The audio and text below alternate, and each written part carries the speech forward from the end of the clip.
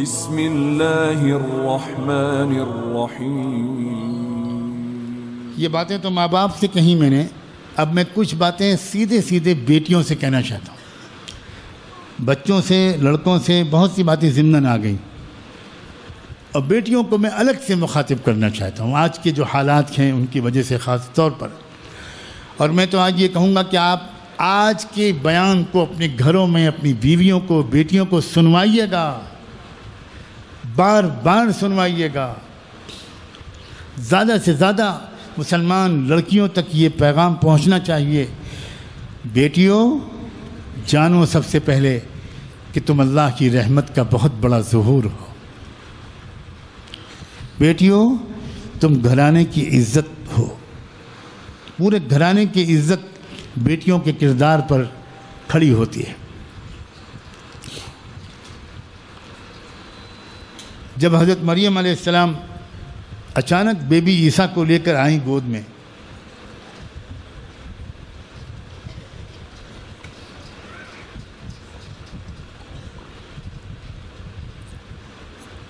حضرت مریم کی شادی نہیں ہوئی تھی اور بچہ لے کر آئیں، تو ان کی قوم نے کیا کہا تھا ان سے؟ یا اخت ہارون ما كان ابوك امرأ سوء وما كانت امك بغيا۔ اے ہارون کی بہن، نہ تو تمہارا باپ بدچلن تھا، بد کردار تھا، اور نہ تمہاری ماں بدچلن تھی، یہ تم کیا کر کے لائی ہو؟ ان کے خیال میں غلطی اگر ہوئی تھی تو مریم سے ہوئی تھی، مگر ذکر کس کا ہو رہا ہے؟ ماں باپ کا۔ اس کا مطلب یہ ہوا کہ بیٹیوں کی غلطیوں کی وجہ سے ماں باپ کی عزت بدنام ہوتی۔ بچیوں اپنے جذبہ محبت کو صحیح سمت عطا کرو۔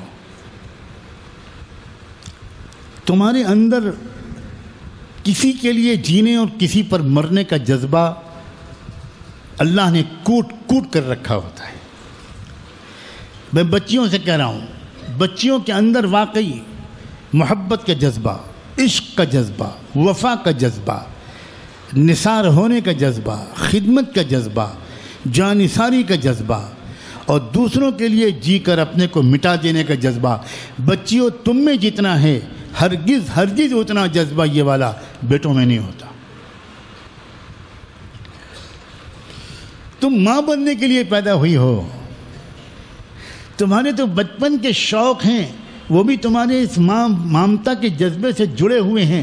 تم کو اس وقت خبر بھی نہیں ہوتی کہ جب تم گڑیا گڑیا کھیل رہی ہو، گڑیا گڈے کی شادی کر رہی ہو، گڑیا کو باقاعدہ دودھ پلا رہی ہو اور گڑیا کو سلا رہی ہو، تم کو یہ پتہ بھی نہیں ہوتا کہ یہ تم نہیں کر رہی ہو جس کی عمر ابھی صرف 5 سال کی ہے، یہ تمہارے اندر کی انتظار کرنے والی ماں کر رہی ہے۔ تم پیدائشی طور پر ماں بننے کے لیے پیدا کی گئی ہو، تو وہی جذبے، وہی شوق بچپن سے تمہارے ساتھ لگا دیے جاتے ہیں۔ پھر ماں کی شکل میں تم اپنے لیے نہیں جیتی، اپنی اولاد کے لیے جیتے ہو۔ جس دن سے ماں بنتی ہے لڑکی، اللہ اللہ، لڑکی اپنے لیے جینا چھوڑ کر اپنے بچوں کے لیے جینا شروع کر دیتی ہے۔ تم بیوی جس دن سے بنتی ہو، تم اپنے لیے جینے کے بجائے اپنے شوہر کے لیے جینا شروع کر دیتی ہو۔ تم اس کے چہرے کو دیکھتی ہو، وہ خوش ہے تو تم خوش ہو، اس کے چہرے پہ تناؤ ہے تو تم بالکل خوش نہیں رہ سکتی۔ عجیب مخلوق ہو میری بیٹیاں، تم عجیب و غریب مخلوق ہو۔ اگر مرد تمہاری قدر نہیں کر رہے، نہ کریں، تم اپنی قدر خود تو کرو، تم اپنے کو خود تو پہچانو۔ تمہاری اصل تصویر بتاؤں، تمہاری اصل تصویر شرافت کی ہے، انسانیت کی ہے، ہمدردی کی ہے، وفا کی ہے، غم گساری کی ہے۔ تمہاری آنکھ میں آنسو بہت جلدی آتے ہیں، تمہارے دل کی دھڑکنیں بہت جلدی تیز ہوتی ہیں، تم میں وفا تمہاری فطرت میں شامل ہے۔ تم غم سہ لیتی ہو، اکثر اپنے غموں کو ظاہر نہیں کرتی۔ بیٹیوں اپنے نسوانی جوہر سنبھال کے رکھنا. عجیب بات ہے، آج کل لڑکیوں کو خیال ہوتا ہے کاش ہم لڑکا ہوتے، عورتوں کو خیال ہوتا ہے کاش ہم مرد ہوتے. کاش کہ عورتیں اپنے مقام کو پہچانتی تو کبھی یہ غلط تمنا نہ کرتی، فخر کرتی، شکر کرتی کہ اللہ ہم آپ کے شکر گزار ہیں کہ آپ نے ہم کو بیٹی بنایا ہے، عورت بنایا ہے. ایک بار رحمت دو عالم صلی اللہ علیہ وآلہ وسلم اپنے صحابہ کے ساتھ بیٹھے ہوئے تھے. آپ نے پوچھا کہ سب سے اچھی عورت کون ہے؟ تو کسی نے کچھ کہا. حضرت علی نے جواب نہیں دیا، اٹھ کے گئے گھر کے اندر. سیدہ فاطمہ زہرا رضی اللہ عنہا سے پوچھا کہ حضور یہ دریافت فرما رہے ہیں تم سے بہتر کون بتا سکتا ہے کہ سب سے اچھی عورت کون ہے؟ حضرت فاطمہ نے کہا سب سے اچھی عورت وہ ہے جس کی نظر کبھی کسی غیر محرم پر نہ پڑی ہو اور جس پر کسی غیر محرم کی نظر کبھی نہ پڑی ہو، وہ سب سے اچھی عورت. حضرت علی باہر نکل کر آئے اور حضور سے آ کر عرض کیا کہ حضرت آپ نے پوچھا تھا میں جواب دوں؟ ہاں بولو. سب سے اچھی عورت وہ ہے جس کی نظر کبھی غیر محرم پر نہ پڑی ہو اور جس پر کبھی کسی غیر محرم کی نظر نہ پڑی ہو. حضور نے فرمایا جواب کس نے سکھایا ہے تم کو؟ کس نے بتایا؟ حضرت علی نے کہا کہ میں گیا تھا گھر میں فاطمہ سے پوچھ کر آیا ہوں. خوش ہو گئے فاطمہ کے باپ حضور اکرم صلی اللہ علیہ وسلم کہ میری تربیت کام آئی، میرا خون رنگ لایا.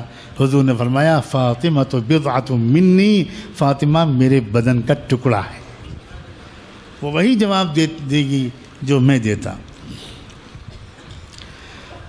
بچیوں کبھی اپنے ماں باپ کے اعتماد کو ٹھیس مت پہنچانا.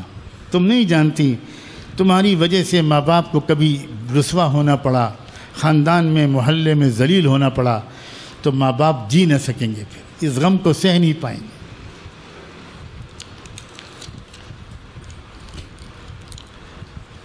بچیوں اپنی ماں کی عظمت کو پہچانو. بچیوں اپنی ماں کو زندگی میں پہچانو. مرنے کے بعد صرف ان کے انتقال کے بعد آنسو بہانے سے کام نہیں چلے گا. قدر کرو، محبت سے دیکھو، کام میں ہاتھ بٹاؤ، خدمت کرو.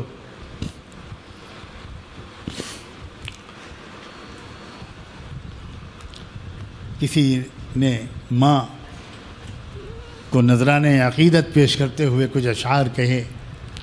بار بار اپنی ماں کو یاد کر کے ان کو دہرانا بہت نفع پہنچاتا ہے. قبر کی آغوش میں جب تھک کے سو جاتی ہے ماں، تب کہیں جا کر ذرا سا ہی سکون پاتی ہے ماں. فکر میں بچوں کی اس طرح گھل جاتی ہے ماں، نوجوان ہوتے ہوئے بوڑھی نظر آتی ہے ماں. روح کے جذبوں کی یہ گہرائیاں دیکھیے، گہرائیاں تو دیکھیے، روح کے جذبوں کی یہ گہرائیاں تو دیکھیے. چوٹ بچوں کو ہے لگتی اور چلاتی ہے ماں. کب ضرورت ہے میرے بچے کو اتنا سوچ کر جاگتی رہتی ہیں آنکھیں اور سو جاتی ہے ماں. جب پریشانی میں گھر جاتی ہوں پردیس میں، آنسوؤں کو پوچھنے خوابوں میں آ جاتی ہے ماں. چاہے ہم خوشیوں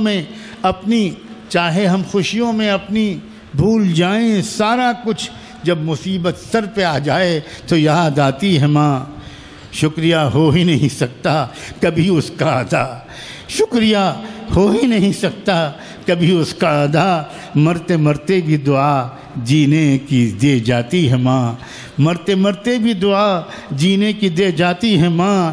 پیار کہتے ہیں کسے اور ممتا کیا چیز ہے، پیار کہتے ہیں کسے اور ممتا کیا چیز ہے، یہ تو ان بچوں سے پوچھو جن کی مر جاتی ہے ماں، جن کی مر جاتی ہے ماں۔ پوچھتا ہے جب کوئی مجھ سے محبت ہے کہاں، پوچھتا ہے جب کوئی مجھ سے محبت ہے کہاں، مسکرا دیتا ہوں میں اور یاد آ جاتی ہے ماں، اور یاد آ جاتی ہے ماں۔ ایسی ماؤں کا دل کو دکھانا، اس ماں کو ٹھیس پہنچانا۔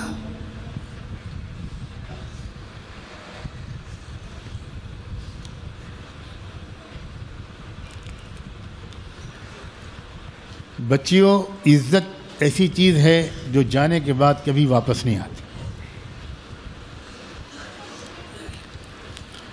اپنی عزت پہ دھبا مت لگنے دینا، اپنے ماں باپ کی عزت پہ دھبا مت لگنے دینا۔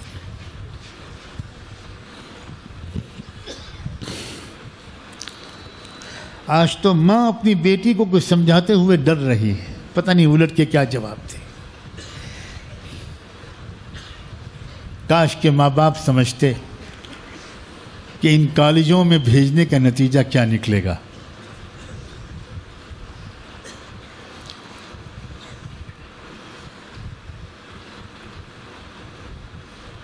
کیا یہ بتانے کی ضرورت ہے کہ آج کالجوں کا ماحول بہت خراب ہے اور آنے والی وہاں کی لڑکیاں اکثر و بیشتر صحیح راستے پر نہیں ہیں؟ اور وہ ماں باپ جو ایسے کالجوں میں بھیجتے ہیں اپنی بچیوں کو جہاں لڑکے اور لڑکیاں ساتھ پڑھتے ہیں، ان ماں باپ کے بارے میں کیا لفظ بولوں؟ آپ اپنے بچوں کو ہاتھ پیر باندھ کر سمندر میں پھینک رہے ہیں اور ساتھ میں بچوں سے یہ بھی کہہ رہے ہیں کہ دیکھو بھیگنا مت۔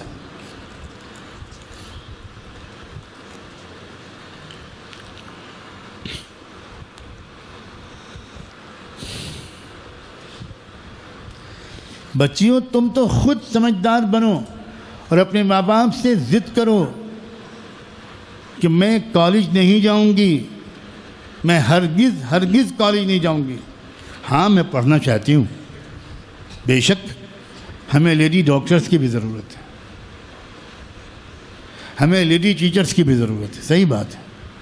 بچیوں، میں تم سے یہ نہیں کہہ رہا کہ تم بالکل پڑھو مت، میں تم کو ایک ترکیب بتا رہا ہوں۔ تو ماں باپ سے کہو کہ یہ ترقی یافتہ زمانہ ہے، اس میں پڑھنے کے لیے کالج جانا ضروری نہیں ہے، اس میں ہوم اسکولنگ کے ذریعے گھر پہ بیٹھ کر میں سب کچھ پڑھ سکتی ہوں۔ میں 10ویں کا SSC کا امتحان دے سکتی ہوں گھر میں پڑھ کر اور ٹاپ کر سکتی ہوں۔ میں 12ویں کا امتحان بھی دے سکتی ہوں، گھر میں پڑھوں گی میں۔ ڈسٹینس کورسز چل رہے ہیں، یہ کیا جہالت ہے کہ پتہ ہی نہیں ہے مردوں کو، ماں باپ کو، کہ تعلیم کے اور کیا انتظامات ہیں۔ ارے یہ کالج تو گٹر ہیں، گٹر، گندگی اور غلاظت کا اڈا ہے۔ کہاں بھیج رہے ہو ان بچیوں کو؟ اپنے ہاتھ سے اپنی بچیوں کو جہنم میں ڈھکیلتے ہوئے اچھا لگ رہا ہے؟ اب پانی سر سے نہیں چھت سے اونچا ہو چکا ہے۔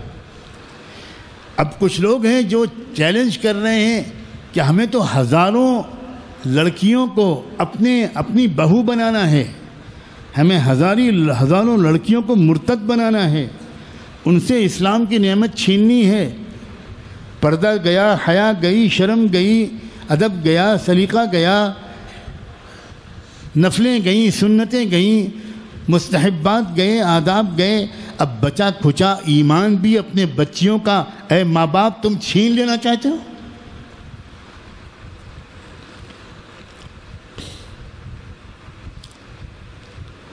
اپنے گھروں میں بچیوں کو پڑھواؤ۔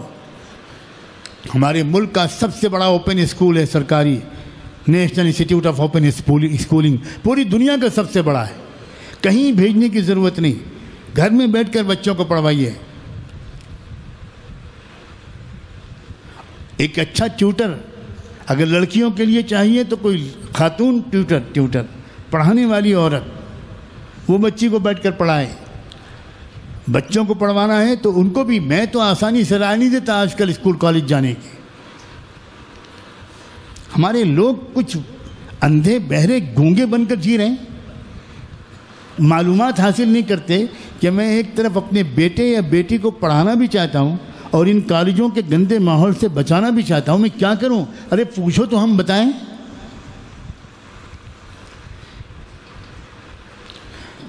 سینکڑوں سمجھدار گھرانوں کے بچے کبھی اسکول کالج میں قدم نہیں رکھتے، پرائمری اسکول پڑھ لیا، 5واں کلاس پاس کر لیا، گھر پہ بیٹھو، اس کے بعد ڈسٹینس لرننگ ہوگی، اوپن اسکولنگ ہوگی، تم کیمبرج اسکول کے کورس کراؤ، تو امریکن اوپن اسکولوں کے کورس کراؤ، تم UK کے اسکولوں کے کورس کراؤ، سب اویلیبل ہیں، آسانی کے ساتھ اویلیبل ہیں، گھر میں بیٹھ کے انٹرنیٹ پر بچہ پڑھے گا تمہارا۔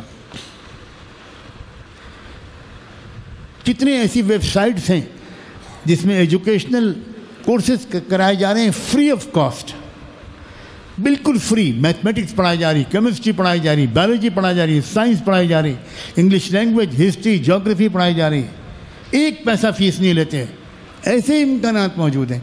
مگر احمق، میں کیا سخت لفظ نہیں بولنا چاہتا، جہالت کی انتہا ہے، کوئی پوچھتا ہی نہیں، کوئی جانکاروں سے پتہ حاصل نہیں کرتا۔ اور میں یہاں تک کہنے کو تیار ہوں کہ اپنے بچوں اور بچیوں کو جاہل رکھنا بہتر ہے، قسم کھا کے کہتا ہوں رب کعبہ کی، اپنے بچوں اور بچیوں کو جاہل رکھنا بہتر ہے ان کالجوں میں بھیجنے سے کے مقابلے میں۔ اور یہ میں نہیں کہہ رہا ہوں، سنو، سر سید مرحوم جو سب سے بڑے ملک میں داعی تھے ماڈرن ایجوکیشن کے، کیا لکھتے ہیں اپنی کتاب اسباب بغاوت ہند؟ انہوں نے انگریز حکومت کی شکایت کرتے ہوئے لکھا تھا کہ مسلمانوں نے آپ کے خلاف بغاوت کیوں کی؟ اس لیے کی کہ آپ نے لڑکیوں کے ایسے اسکول قائم کیے جن کے ناگوار طرز نے یہ یقین دلا دیا کہ عورتوں کو بدچلن اور بے پردہ کرنے کے لیے یہ طریقہ آپ نے نکالا ہے۔ میں عالم اور مولویوں کا قول نقل نہیں کر رہا ہوں، سر سید جی لکھ کے گئے ہیں۔ صوبہ بنگال کے پرائم منسٹر تھے، وزیر اعظم تھے آنریبل مسٹر فضل حق۔ اس زمانے کے صوبے کے وزیر اعلیٰ کو چیف منسٹر نہیں کہا جاتا تھا، پرائم منسٹر کہا جاتا تھا۔ تو بنگال کے غیر منقسم بنگال کے وزیر اعظم تھے مسٹر فضل حق۔ انہوں نے آل انڈیا مسلم ایجوکیشنل کانفرنس کی جو پٹنہ میں ہوئی تھی 1938 میں، اس کی صدارت کرتے ہوئے بہت عجیب و غریب بات کہی تھی۔ انہوں نے کہا تھا کہ جس قسم کی تعلیم کالج اور اسکولوں میں ان کو دی گئی ہے، دراصل اس نے ان کو دنیا کا نہ رکھا ہے نہ دین کا۔ اگر ایک مسلمان بچے نے اونچی سے اونچی تعلیم کی ڈگری حاصل کر بھی لی، لیکن اس کوشش میں مذہب کا دامن اس کے ہاتھ سے چھوٹ گیا، تو اس کا ڈگریاں حاصل کرنا قوم کے لیے کیا مفید ہو سکتا ہے؟ یہ مولانا مفتی لوگ نہیں کہہ رہے ہیں،